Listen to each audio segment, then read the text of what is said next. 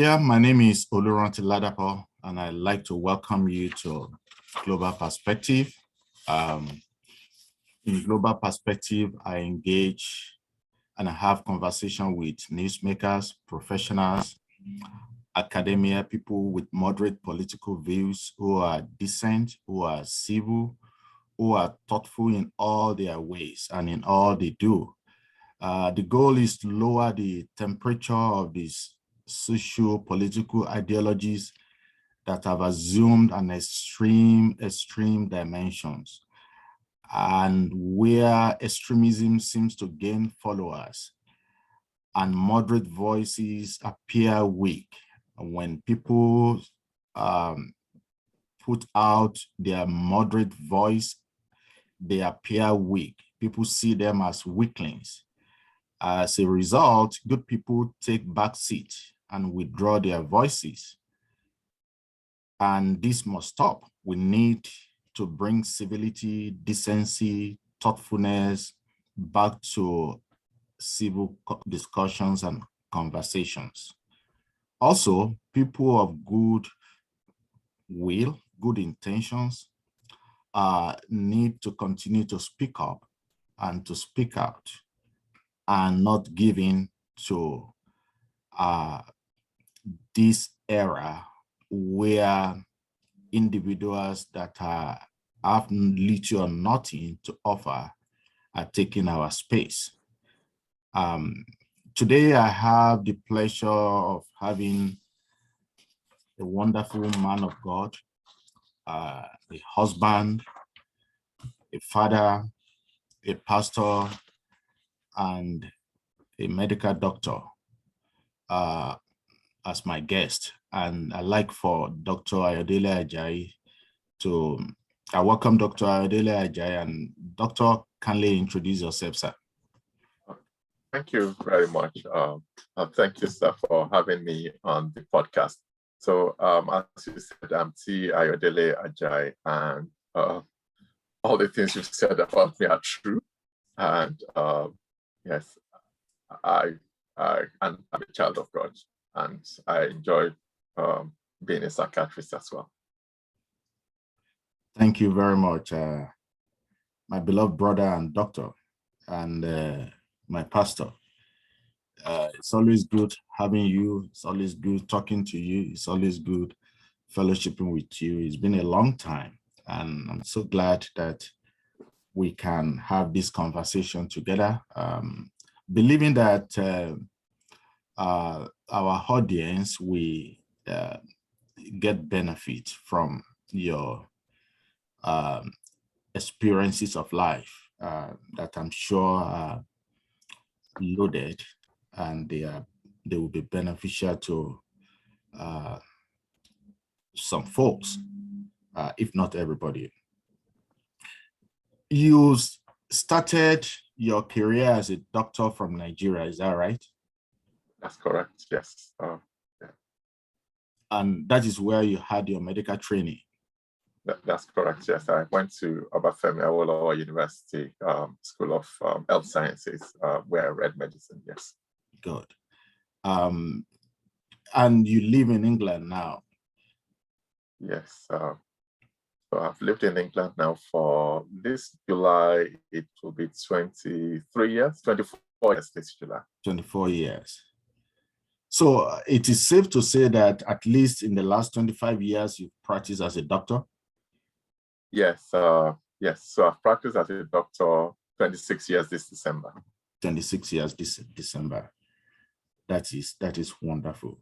So in all these years that you have practiced as a doctor, tell me, what has been your experience as a medical doctor, especially practicing in another continent, in another culture, mixing and mingling with diversity, people of diverse background, and in terms of everything? What has been your experience? Yeah, that's quite a very profound question, and thank you for asking it. Yes, indeed. It's been, to start with, it was a culture shock coming from Nigeria and coming to practice medicine in the UK. There were a lot of things that were different. One of the things that struck me the most to start with was the voice of the patient in the UK. The fact that there was so much accountability and that the patient had voice, which is a good thing. Because interestingly, in my yearbook, I remember leaving medical school, and one of the things I wrote in my yearbook at the time was that I'd like to practice medicine in a place where patients have a voice, where patients are not treated like they're a burden to the doctors or that they're a burden to the health system, where their rights are put first, because that's what the health system is all about. It's about patients. So that was something that struck me the most. One of the other things that struck me was how much planning and how much future planning is put into the health system. So how much we budget many years, we plan many years ahead, how we use data to shape the services that we provide to the community. So we're not just throwing money or just throwing contracts at services or at patients, but actually being informed and being led by raw data about what the needs of the communities. And also we're constantly listening to getting feedback from the service users, from the end users, to see how those services can be shaped to actually better address their needs and meet their needs. Those were things that were new to me and that have really shaped the way I see health services. Yeah, thank you very much.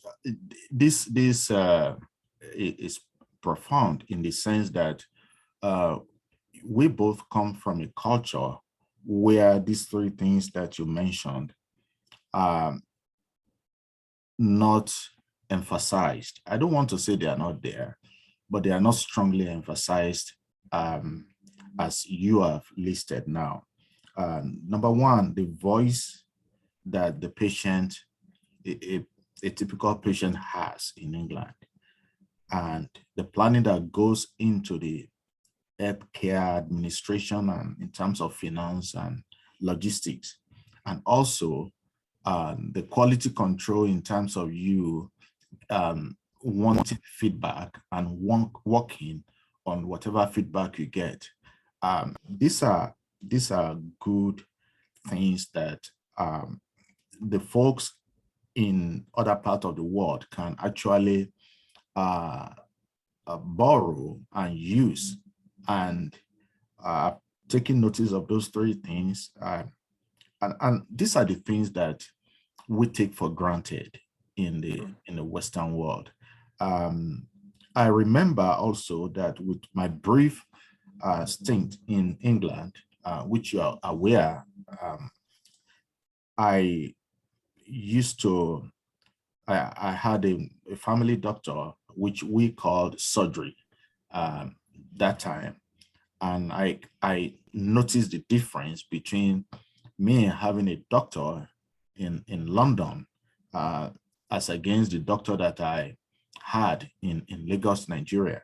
So I could see the difference. And again, when I got to United States to live, I saw another side of medical practice.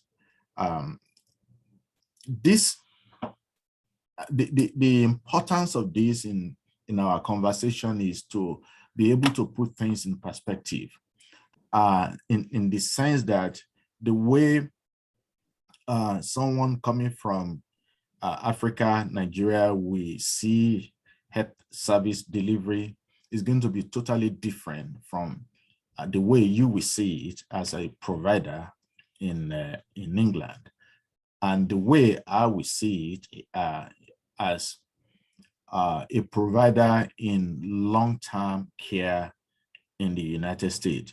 The healthcare in the United States is a big institution and a big industry. Yes. That you only know where you are where you are operating. And to be able to move to the next door, you have to really study it and study it and study it and study it. I am a provider of in-home care services in Indiana, in my city, and those things that you mentioned, the feedback is important to us.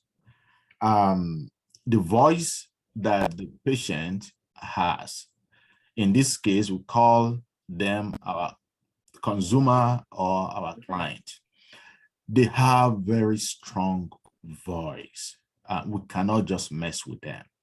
And so, number one, apart from the fact that by law, there are some things you cannot do to them. By law, you have to keep their information intact. You cannot mess with their information. You cannot abuse anyone, whether passively or actively. So these are the things that I see in what you said that I can relate with here in a little way, in very small sector of healthcare in United States. So this will take me into another line of conversation. The education that you got in Nigeria, how will you compare it with the education in terms of their system, the logistics, and delivery in England? That's another very interesting question. If you don't mind me going back to the last point, because I think that was something that I left out that is very profound. The other thing that I left out that actually puts everything together under one umbrella is accountability of professionals. I think that professionals are held to very high standards of accountability in the Western world. You've got to engage and be actively committed to continuing professional development, as you know. Annually, you go through an appraisal process where you review your practice, and there are professional bodies that you are accountable to. So you can't just be a maverick doctor, a maverick professional healthcare provider who just does what they like without accountability. And I think that that's something that we can certainly imbibe in developing nations of the world. Sometimes when I studied in the university, and my experience of healthcare in Nigeria was that doctors were like demigods. I mean, they were like sacred cows who couldn't be touched. Yeah. And nobody was accountable to anyone. So I think that very closely links to the educational system. How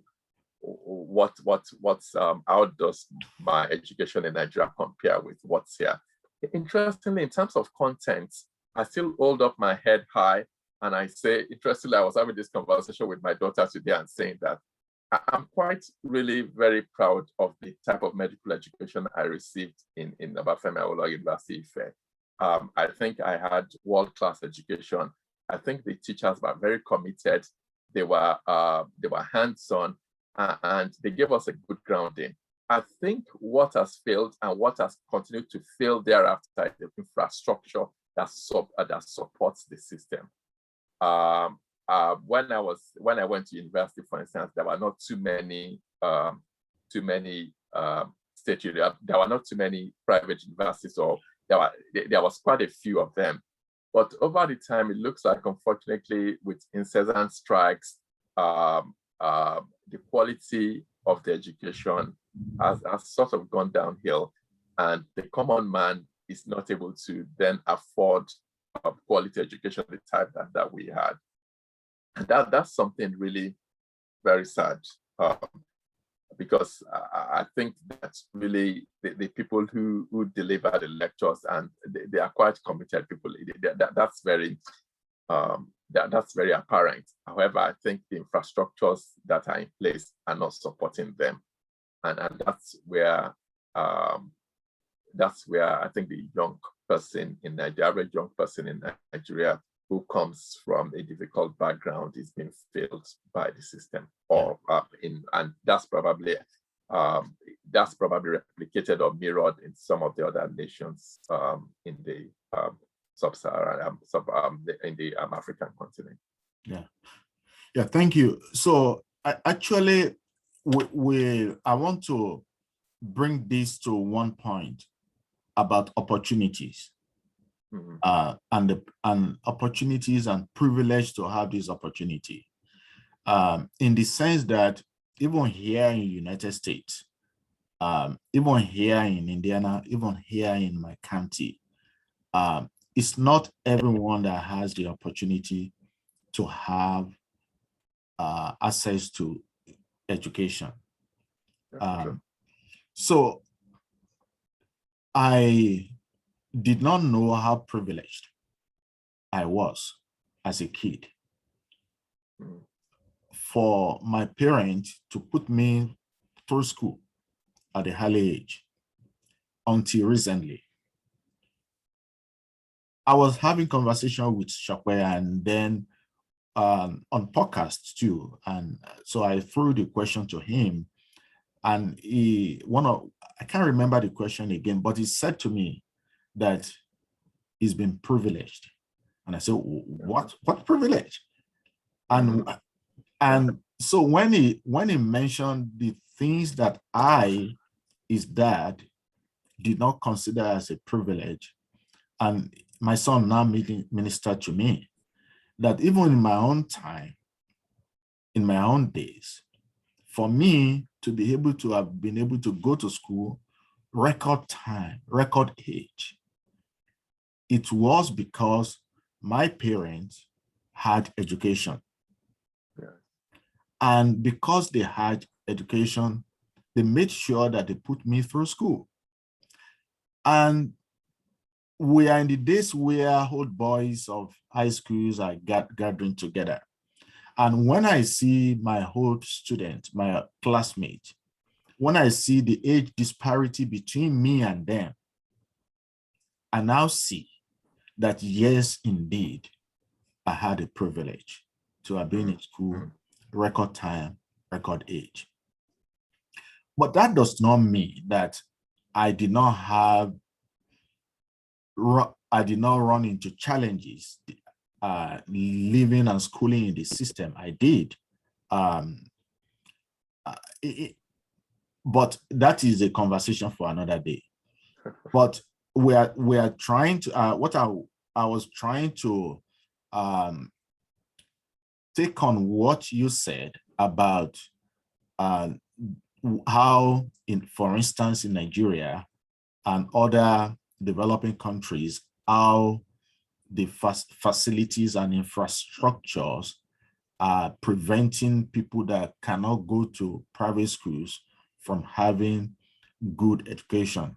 Now, relating it with where I live, there are some other things that are preventing some other individuals here, especially the Blacks and the minorities, from having access, from having opportunities, from having the privilege of getting education at the right age and at the right time. Well, someone will question my use of the word right age. Well, the right age I mean is school age. Yeah. Okay, so so that my audience will be able to understand me, I do not want to have any ambiguity in what I'm saying. So the school age, particular age, you have to be in kindergarten, which we call nursery/primary school, way back in Nigeria, Africa. And here, where I live, a child compulsorily must be in school. And it is important for that child to go through school up to high school. And after high school, they can decide to do whatever they want to do. All right. But between the kindergarten and when they finish high school at about 18, if a child does not come from a home where the parents will look after, monitor, nurture, and mentor, that child may eventually drop out before finishing high school. And then you and I know that that is a recipe for struggles in life. Absolutely. So here also, there are some challenges, there are some things that can make education hard for people. However, if a child gets all those things I mentioned right, then for as far as public school education is concerned, that individual child will have an edge over a child in developing countries. Yeah. So let's move on to another subject. What is it like in England currently with the Blacks and minorities in terms of opportunities to have education? Yeah, yes. It's the elephant in the room in the United Kingdom in terms of the opportunities for Black people in terms of education. And I think it's just education. I think it's looking at the whole socioeconomic milieu of Black people, because it's not just about education, like you said. It's about access to jobs, it's about housing, it's about basic amenities. Because like you said, it's not just, there are so many things that affects whether somebody stays in school or whether somebody engages with the educational process or not. And all those external factors, the type of community they live in, the type of people that they interact with, the amenities in those communities, how habitable the places that they live in are. All of those things actually affects your engagement. So it's not an isolated thing to engage in education. And those are the issues. For instance, health disparity among Black people is a huge thing in the United Kingdom at the moment, in terms of the fact that health outcomes regarding even long-term conditions, diabetes, hypertension, mental health problems, that the health disparity between the Black people and other races is actually so enormous. And that those are the things that we need to address, because really one has a knock-on effect on the other. So it's about having a holistic view of community and a holistic approach, and seeing that this young boy, Joe Bloggs, who is 15 years old, who are suddenly, or 14 years old, who have suddenly dropped out of school, there might be more to his story than that. Maybe his dad is possibly maybe is an unskilled worker who has some health conditions, chronic health conditions, and is no longer able to be emotionally available to him, or there's even no dad in the home. And there are so many things happening in the background that are not factoring in. And all of this will have an impact on Jokes or on Little John, who suddenly decides that he's no longer interested in school. It's because there are other pressures and other things that are pulling him. For instance, it might be in a community where there's no role model. There's no person that he can really look up to and say, this is somebody that I want to aspire to be. All the people around him that is hanging around are people who unfortunately have missed their opportunities in life. And those are the people that he sees every day. And the reality is that we are influenced by what we see. The things that are constantly before us, we might deceive ourselves and say, it doesn't matter, it's not in any way having impact on me. It's all, science has proven that to be wrong, and scripture has proven it to be wrong. The reality is that we become the things that we focus on. And many times, these things are also very subtle. There are things that are very, we are not even always intentional and conscious about the things that are affecting our lives if we are not alert to them. That is good. In order for us to be able to have the future that is not going to be as if the children of the elite, the children of the privileged are living in a glass house, okay, in a bubble. and then they are surrounded by people throwing stone. We need also to be careful, to pay attention to the plight of these people that we have mentioned. Absolutely. Yeah. And we as community leaders are going to be intentional about how we help out for those that are disposed to being helped. In my city here, I volunteer for abused children to be the advocate with the judge. So, and the nature of my volunteer job is called CASA. It's called CASA because we are court for C, appointed for A, special advocate. Okay, so court appointed special advocate for the abused children. So I am a law officer in charge of that with the court, or court, someone that is representing the judge in the family where I am posted to go and help. And my focus is to be able to advocate, okay, for these children, for their needs, so that the abuse that got them out of their parents' home, the abuse can be passive abuse, can be intentional, it can be negligence that will result into abuse, and so on and so forth. So I work passionately with these kids, advocating for them to make sure that they get the best out of life, because they did not sign up for Absolutely what they are getting. Yeah. And so I said that to underscore the point that we all hands must be on deck. I am an empty nester. You're all the folks have gone out. So, and in order for me to be able to contribute to, or to walk the talk, I signed up for that. I've done that for 3 years now.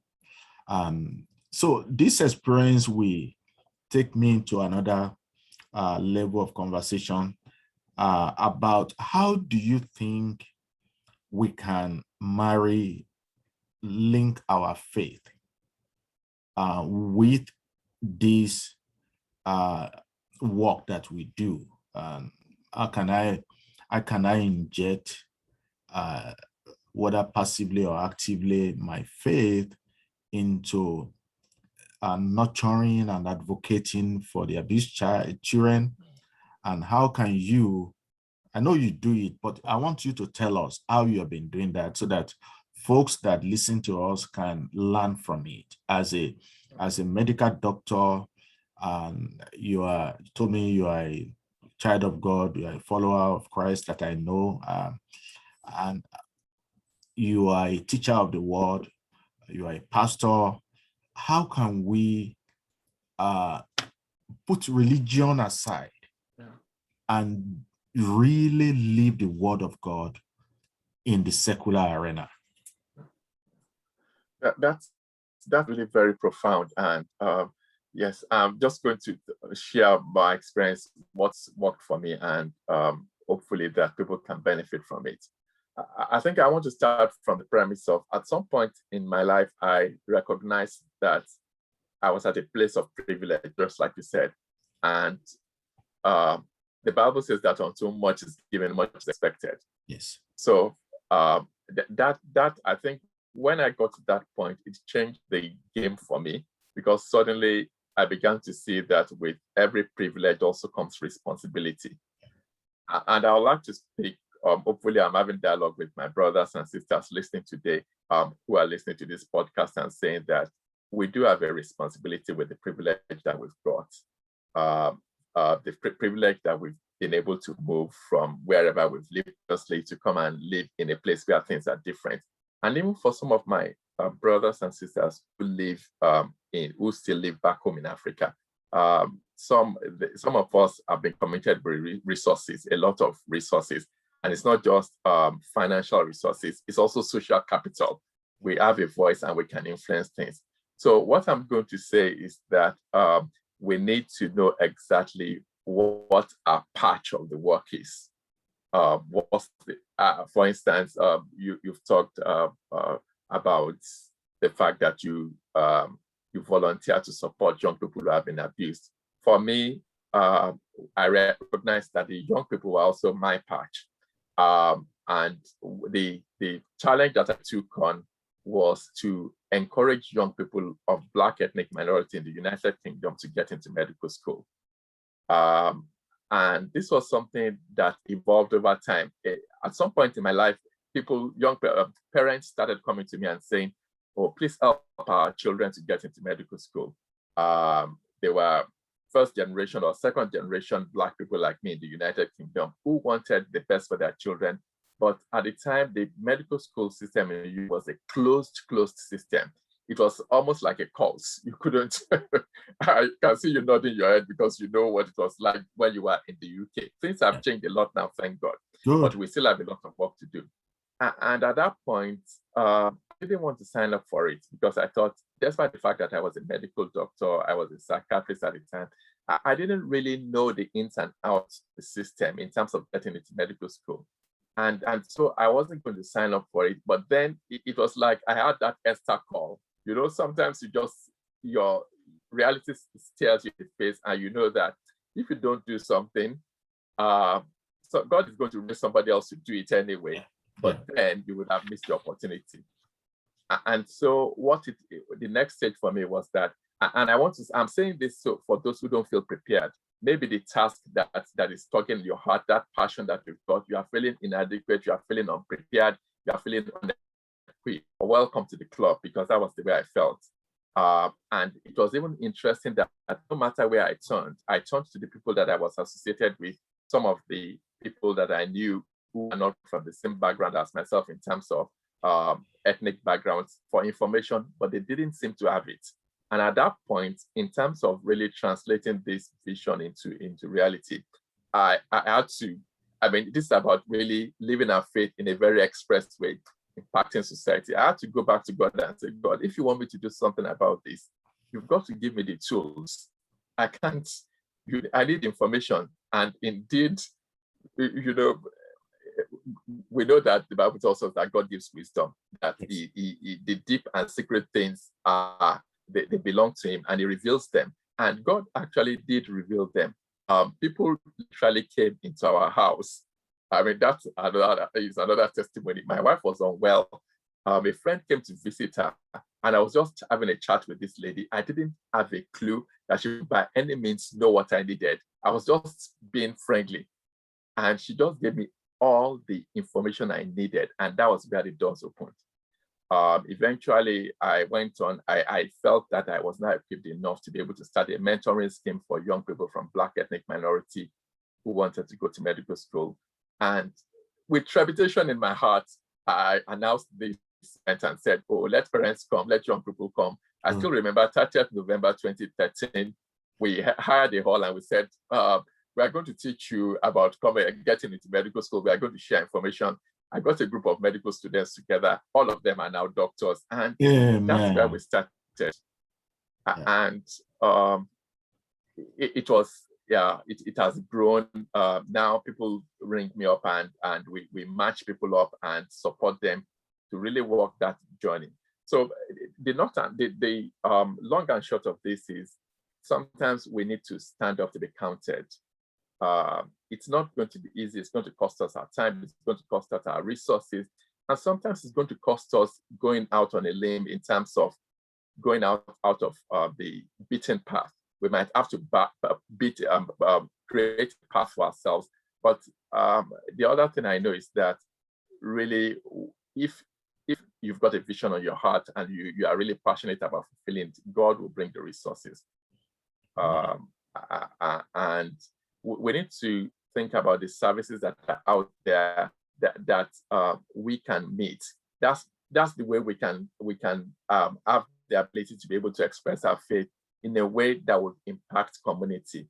I mean, so for these young people now, when we are mentoring them, I tell them what's worked in my own life. I tell them how I achieve my goals, how I still turn to God for help. And they also see me as a role model. They see the other mentors that we've got as role models. So that's just one aspect of the work. I think I've said so much already. I think let me just leave the floor open to you to respond to some of the things I've said. Yeah, so you are still on to Global Perspective. My name is Ranti Ladapo, Ranti Ladapo, and I have with me today Dr. Ayodele Ajayi. Thank you for that moving answer to my question.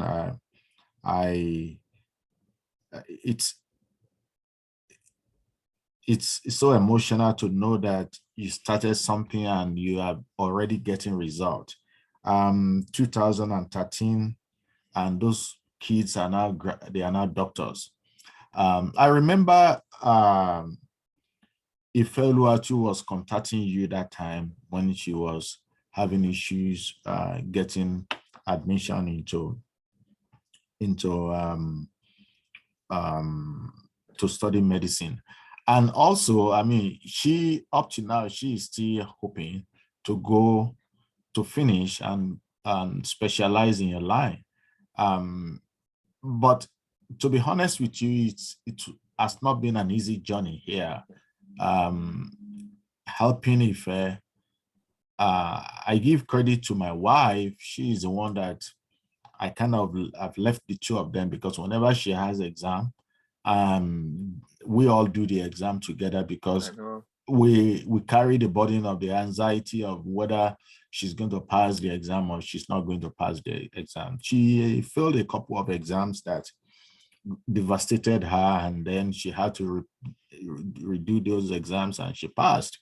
But I give credit to my wife, because she always make her feel at home and feel comfortable.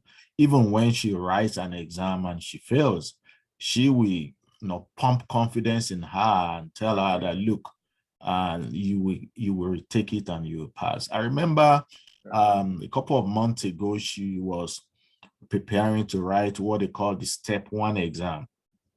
And she was supposed to have written this exam last year, but she felt she was not prepared to write it. So she delayed it up to this year. And now she studied and studied and studied, and she eventually did a practice test. And she said on a particular day that she didn't do well in the practice test, so she had to move the exam again. So I had my wife talking to her, because apparently she was crying and from the library. And then my wife said, you know what, just come back home, okay? Just come back home. She drove 60 miles from where she was back home, and she did not leave home until she studied and went to write that exam and passed the exam.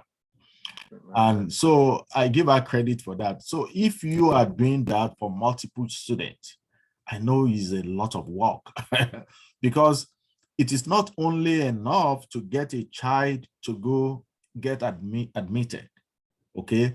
That is not the whole problem.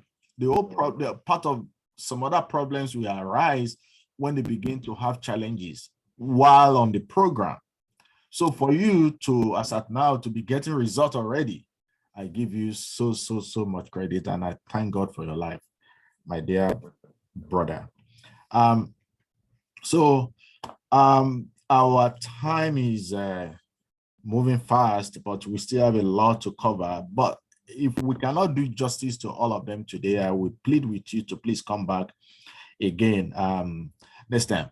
But let me roll into another conversation entirely. Before we started recording this show, I mentioned to you about extremism in political ideology and views of folks that has been driving the social media these days. People can have whatever view they want to have, okay? And in the past, it was not a problem. But in this time, these days and age, is becoming a problem that is affecting everyone. For instance, if people begin to spread conspiracy theories about something that may not affect you directly, but affect you indirectly, namely the issue of the vaccine of COVID-19 and so on and so forth, how I've seen people using magnet to put, suggesting that the site of the vaccine is magnetic. I've seen so many things going on. But here is what I want to ask you. What, as a psychiatrist, what goes on in the mind of people that intentionally cook up wrong stories? Do you have an idea of why they do that? Yeah, I think that's a very important thing to consider. And I'll start by saying that as adults, one of the things that we need to be conscious of and intentional about is the power of our voices. Everyone is an influencer. Everyone, no matter who you are, you're an influencer one way or the other. It's the number of people that influence that really makes a difference. Your voice matters to somebody. There's somebody, whether you like it or not, who is following you.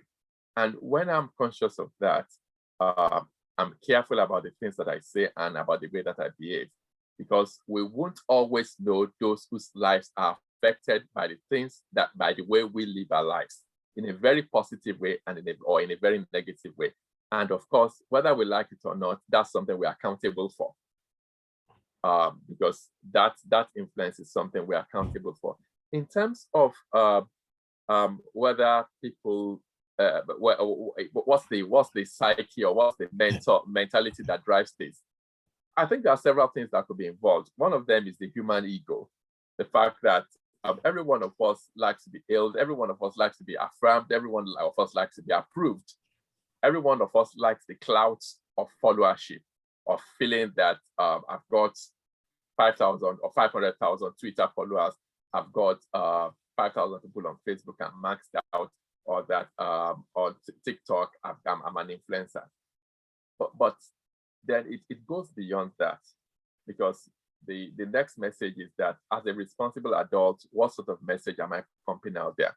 And of course, it boils down to our egos, because somebody has a fragile ego in which you can't examine yourself, look into your life and see what you are doing right or wrong, and be able to adapt accordingly, then it becomes a problem.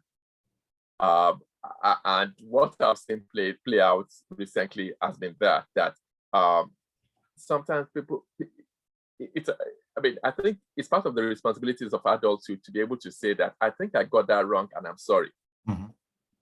And if that is a problem, then it's a recipe for disaster for the person as an individual and for everyone else who is following them.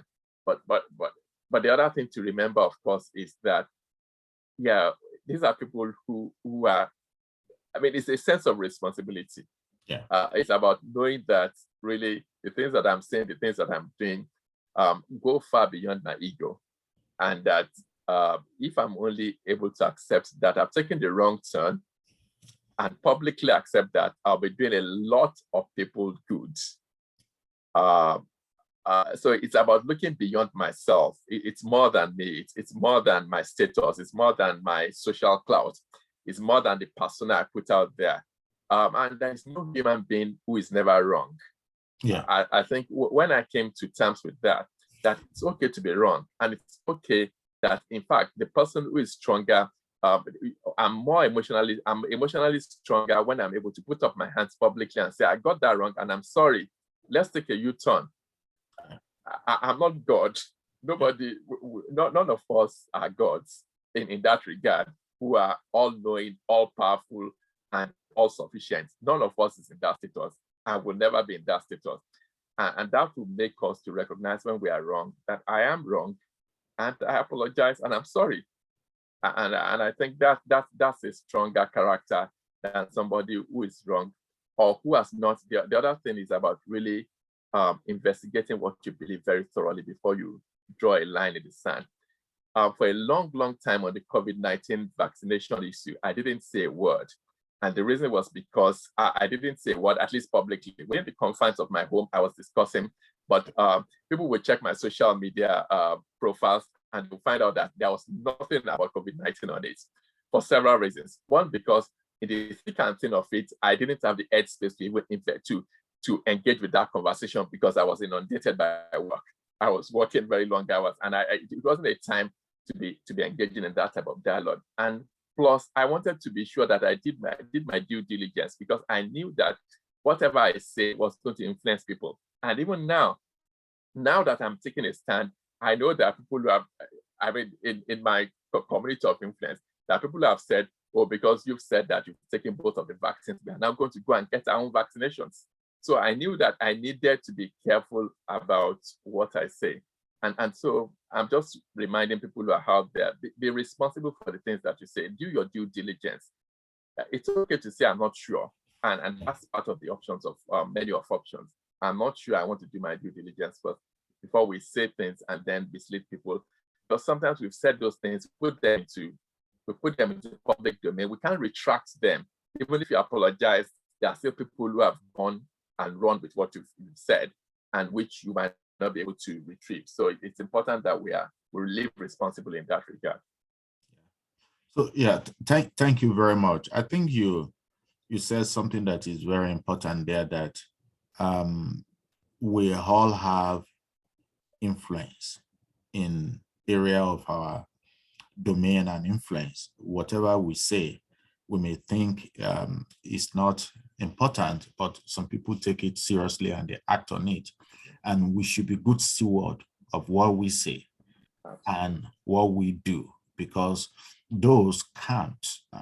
We can lead people astray and we can lead people aright with what we say and what we do. And so folks out there, I'd like to challenge everyone to begin to be good stewards of what we do, what we say, and how we live our lives, because some other people may depend, the lives of others may depend on it, and we want to make sure that we leave our world a better place than we met it. That would be the best thing to do. When all is done, maybe we are old enough to go and be with our maker, with our God, for those that believe in God, and for those that believe in life after death. When the end comes, when we look back, what are we going to be happy with the way we have lived our lives? Are we going to be happy with the people that we have led onto the right path, or the people that we have led astray? These are the things that we need to continue to consider. Conspiracy theories, extreme positions, taking positions where and when we do not have the complete facts and figures is not the best thing. Am I right, Doctor? I would agree with you 100%, sir. Yeah. Let's do our due diligence before we draw a line in the sand and lay a stake in the matter. If I'm not sure, I'll say I'm not sure. Yeah. So if we are not sure about anything, we keep it to ourselves and continue to research. The word is, in those days, if we need anything, we'll go and look for dictionary. These days, you search, and And it's very important also to know that when we search, we should know where we go and get information, because there are some corrupt institution and website there that are meant to actually lead us astray. So mental health problem, doctor, is becoming, I don't know whether to say is getting to an epidemic stage, or is it that people are now being conscious of it and being aware of it? Which one is which one? I think it's a bit of both. Bit of, I think that on a positive note, people are now more conscious of their mental well-being, being intentional, but also I think stress levels have increased over the last 2 years or so, 18 months. And the world has had one knock-on effect over the other. Of course, it was the economic meltdown in the mid about 2008 and thereabout, and then there was another one, and then there was the pandemic, and plus the fact that also, I think generally as a people, sense of community is wearing down, and that means that with people not looking out for each other, people are feeling isolated, they're less able to cope, and they're less resilient. So when you have a recipe of increasing stress, global pressure, and poor coping skills, and of awareness of mental problems, which is a good thing, we will have the situation we currently have. Yeah. So you said something that is very important here, that the sense of community living that you and I grew up to know, and we even lived it, is kind of diminishing. It's not what it used to be 10 years ago. I remember I enjoyed your fellowship in England. You and other folks, I enjoyed it. I relish it. I am still looking for opportunity to have a reunion with all of you. All of you. Great. It was a particular intersection in our life as a family when we were there with you in England, and your fellowship was comforting. The church, the folks. I'm sorry to mention name, Pastor Okunawa, Mr. Jinadu, Mr. John, and some other folks, Mr. Dunaike and his family, and so on and so forth. No, you guys were great, and you are still great people. I'm so thankful for your fellowship. So things like that. Can you now imagine that time? We did not have WhatsApp. We did not have maybe no Facebook, no Twitter, but we fellowship. We were communicating. We were calling ourselves with expensive telephone calls. But the more we have these gadgets, means of communication, the more people stay apart. Is that right? Yeah, I think that's very true. The fact that if we are not careful, technology can make our lives very easy, a lot easier, but also it can bring in a lot of isolation and a false sense of community. False sense of community. Sense of community. People would rather, there's no problem with texting and WhatsApp messages, for instance. I mean, all of these things, all of these set up today, the podcast was set up by WhatsApp messages. Yes. We never really talk to each other. Yes. But here we are today, having a dialogue over Zoom, like we are talking face to face. So I think there's a place for technology, but I think that particularly for our younger generation, for Generation Z and for the millennials, it's when it can be a substitute. These virtual things cannot be a substitute for face-to-face communication. As a psychiatrist, I am the first to say that. During the pandemic, I didn't have the opportunity or the privilege to see, or at least during the lockdowns, to see my patients face-to-face. That was just not, it wasn't possible. But as soon as the pandemic eased up a bit and the lockdown eased up, I was the first to start organizing as many face-to-face consultations as I could. It's still within safe. But what I'm trying to say is I wanted to meet those people I was speaking to on the phone. There's something you can't. There's something that is so powerful about the face-to-face communication, about seeing people's having eye contact, about feeling the warmth in the room, feeling the emotions in the room that you can't substitute for by technology. Despite, but I'm not ruling out technology. Technology has a good place, and thank God for all these virtual platforms. They've seen us through the pandemic, but the reality is still that it's still good to be able to fellowship on a face-to-face basis. So I get the gist there that, okay, so if we deploy the technology, information and communication technology, if we deploy it appropriately, it's going to enhance our lives. If not, just like any other thing, it can contribute to mental health problems. Absolutely. Yeah. True. So I know that you have some things that you're doing. I can see 4-week course, online course, and so on and so forth. How are those coming up? Yeah, thankfully they've been really well received. All of these courses, I run a number of online courses.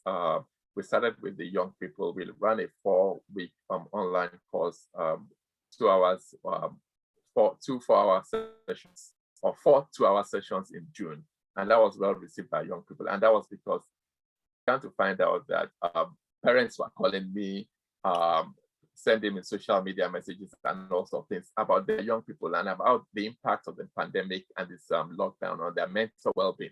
So we thought the best way to respond to this would be to put a course out there, and it was very well engaged with. It's really about teaching people skills to look after mental well-being. And also on Sunday the 8th of August, we are running one, because interestingly, young people, we thought the young people were the most affected, but then middle-aged people started sending messages and saying, we wish we can attend this course. So I said, we can't really meet the two together because those things won't work. So now we've created a course for middle-aged people, and I'm very excited to be running that on Sunday evening, where we're going to be discussing issues that are peculiar to middle-aged people, maybe many of Christian background, and maybe predominantly of Black ethnic minority background as well. Building resilience, what's mental health, dealing with self-esteem issues, dealing with things that would confront racial discrimination. How do you develop mental toughness? How do you overcome thinking traps? The habitual ways that our brain thinks that actually puts us at risk of mental problems. And they might be as a result of our education, as a result of our exposures, our experiences, some of them going back to childhood. And those things have not been addressed. And we think that because we've made a confession of faith, that those things will automatically go away, but they don't. Sometimes they're like time bombs waiting to explode. And the reality is I've seen them explode. I've seen them explode in the lives of people that come to consultation. And those are the things that we address. How do we really get back into the driver's seat regarding our mental well-being? So even this explosion you're talking about is not limited to middle age or to young. It can be anyone at any time. It can be, yeah. It can be. And we are saying it. Sorry, you want to say something? Yeah. I wanted to say that there are some things we have over spiritualized in the past. And this, just what you said now, is one of those that that the things that we over spiritualized, because just like you said, when someone has come to faith, we think those things will be resolved. But there is a place for a faith and the soul of man, and there is a place for the healing of the mind. Absolutely. Which is your profession, which is what you do. And so I want to see going forward the church universal, stop dabbling into things that we don't have the expertise in. Thank you, sir. And on that. And I'm saying this with passion because I worry that we dabble into things that we do not need to dabble into. We assume that we can do things that professionals like you can only handle, and then we mess things up. Yeah. When we mess things up, then it gets complicated for you to deal with. Am I right? Yeah. Just reading my script here, sir. Very, very true. Yeah. I straddle these two stools, so I'm able to talk for both parts because being a minister of the gospel and also being a psychiatrist. And I agree with you that as ministers of the gospel, if we are not trained, if we are not equipped with the skills, with the professional skills to deal with some of these issues, emotional well-being, I think it's always best to hand it over to people who know, who have been equipped in the body to do it.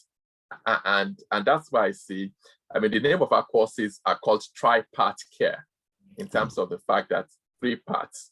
We are spirit, we have a soul, and we live in a body. And that's what we try to address. And I think that for the ministers of the gospel who are not particularly trained as therapists or who don't have any mental experience, professional experience, if we go into the realm of the soul, we might be going into a land into a landmine environment without really being aware of it. And of course, what then happens is that there are explosions. But I'm hoping, like yourself, that we get to the point in which more and more ministers, I think it's happening already.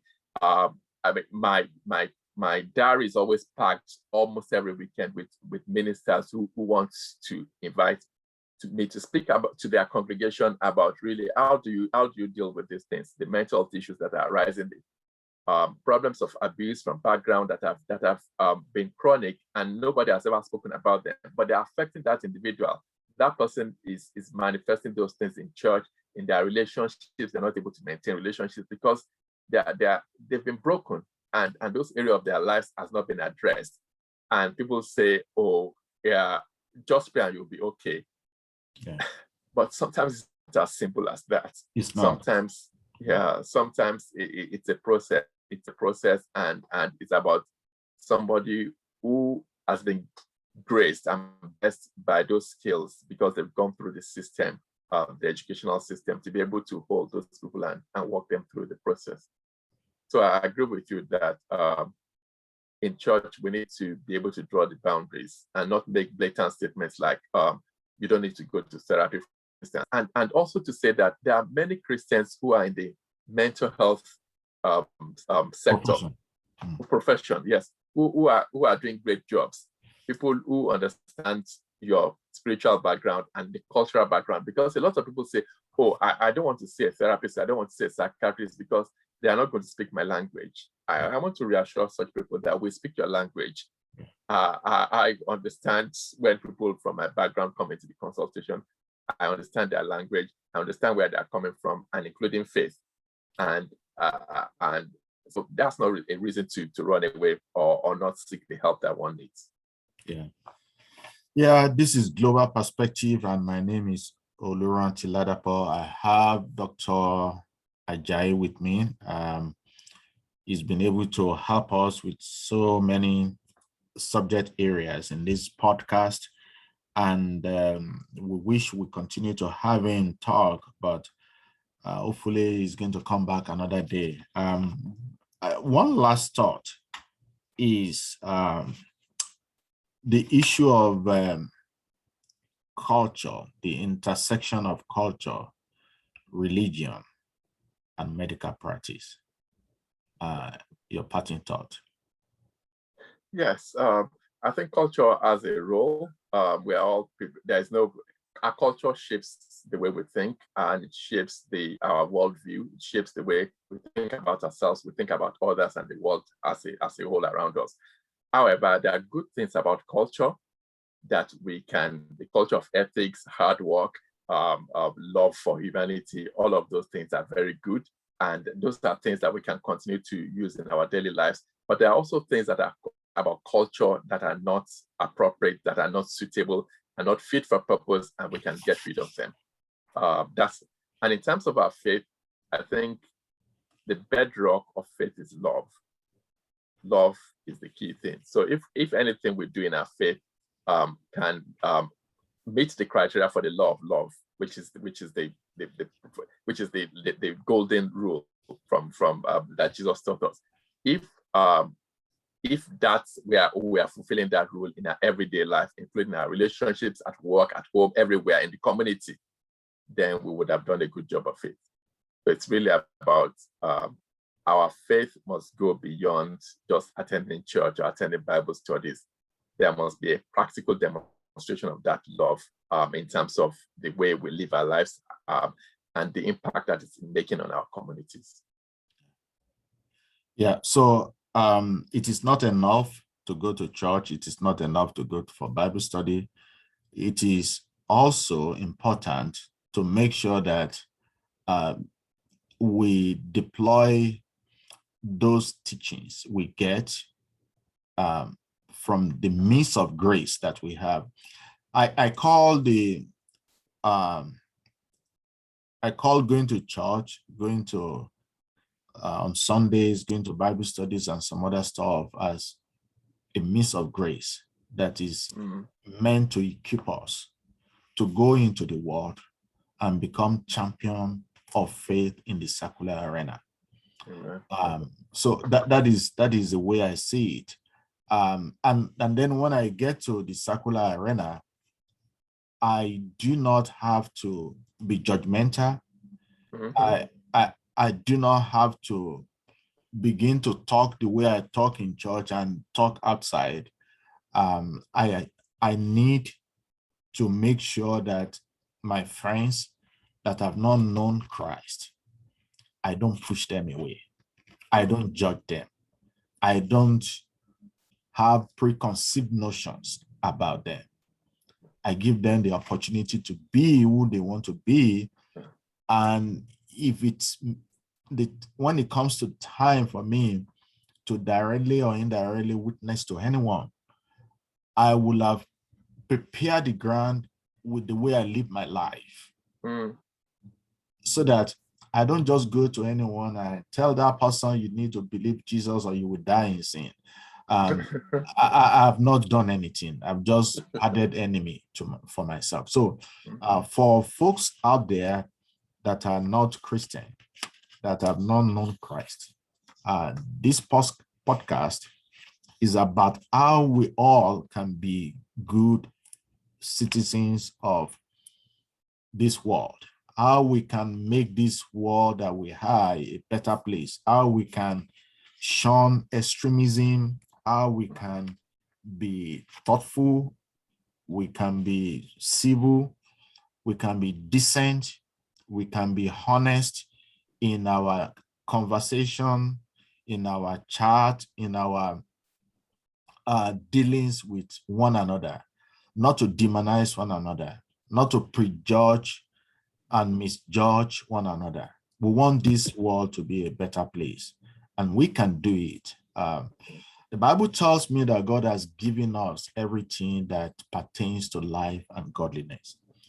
And so it is nice to have you, sir. Dr.